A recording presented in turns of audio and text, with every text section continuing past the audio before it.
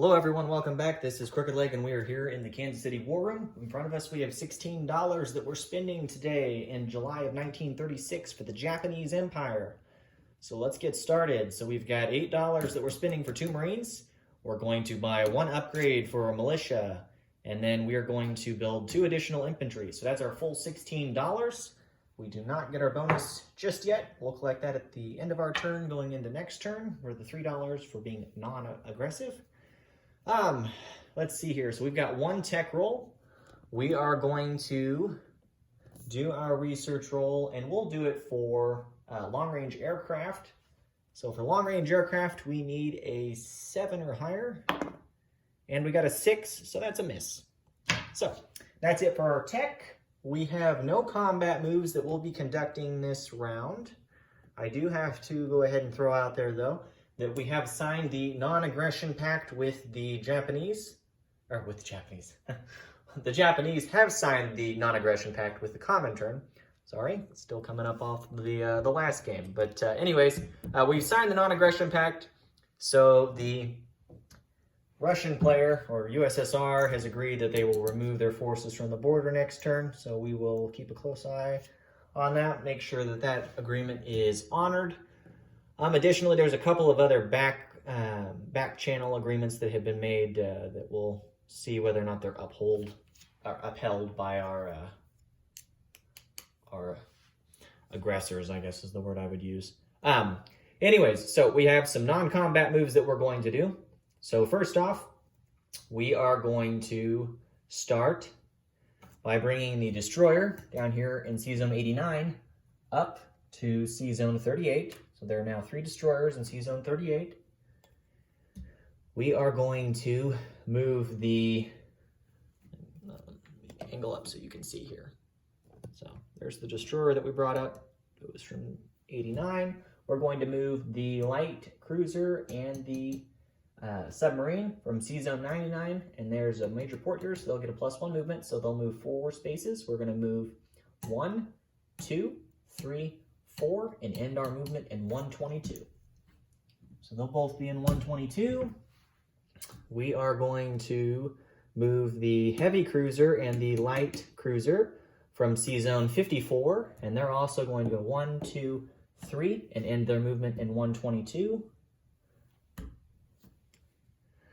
We are going to move the heavy cruiser and the battle cruiser, and they're going to move from C-Zone 38, 1, 2, 3, 4, and end their movement in 122 as well. And we'll also move the submarine down there from 38, and it'll go 1, 2, 3, 4, and end down there as well. And then we have the 2 battleships that are here in 38, and they're going to move 1, 2, 3, and end in C-Zone 88.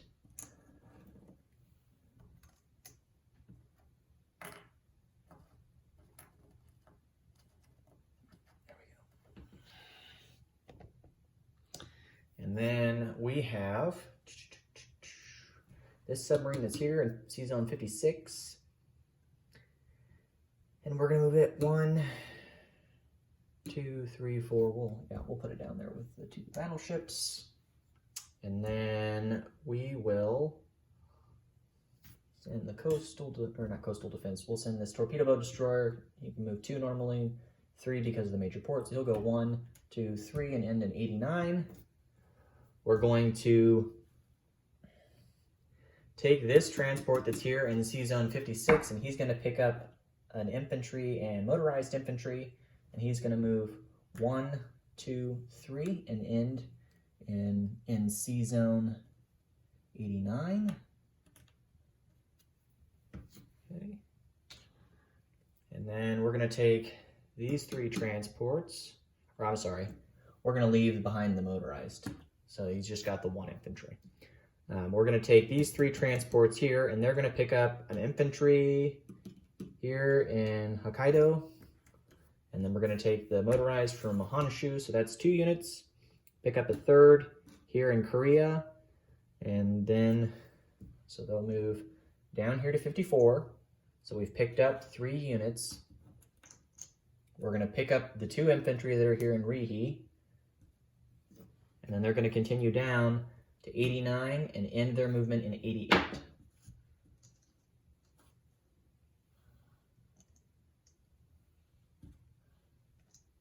Okay.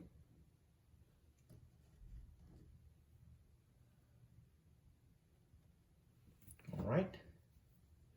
And then we're going to move the 2 infantry that are here in Eastern Manchuria. They're going to move into Rihe.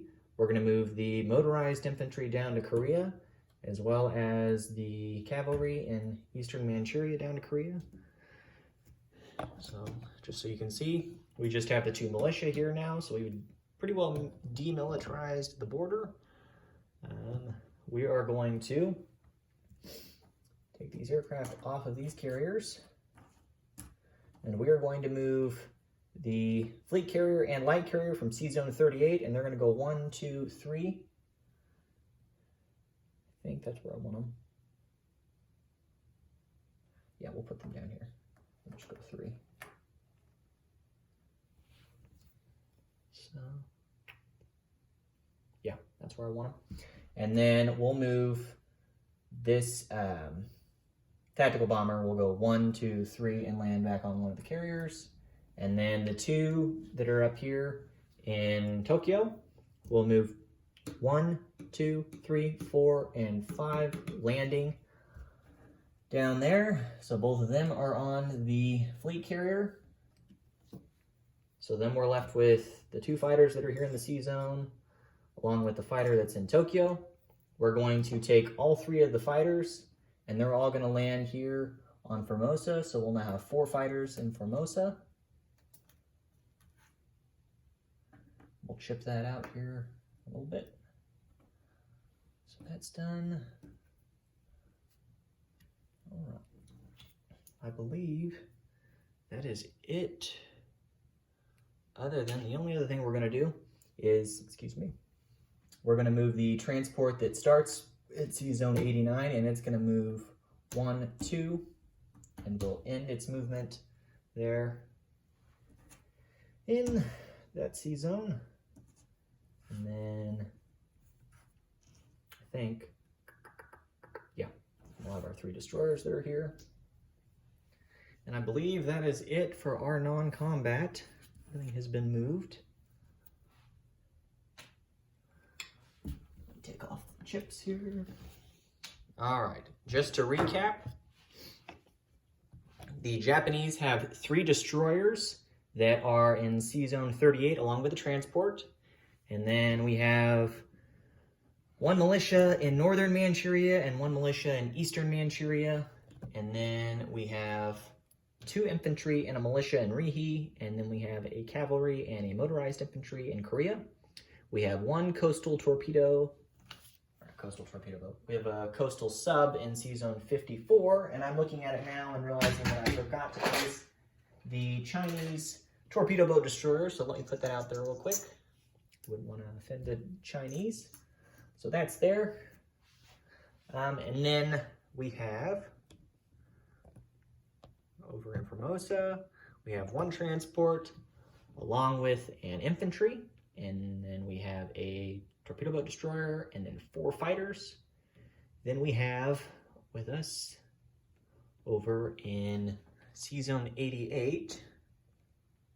It's a big mess of stuff, but basically what's there is we've got 4 regular infantry, 1 motorized infantry. We have 3 tactical bombers, a light carrier, a fleet carrier, 2 battleships, and 3 transports.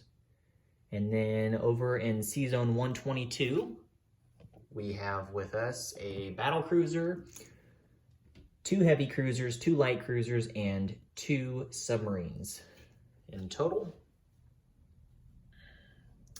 And I believe that that pretty well wraps up all of our units. So, all right. So the only other thing that we're going to do is we've got to go ahead and place our units. So we will upgrade the infantry or the militia that's down here in Formosa to an infantry. Okay.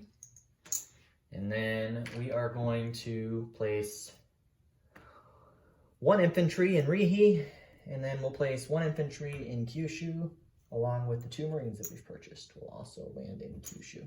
So, And that is it. So that is the Japanese turn here for July of 1936.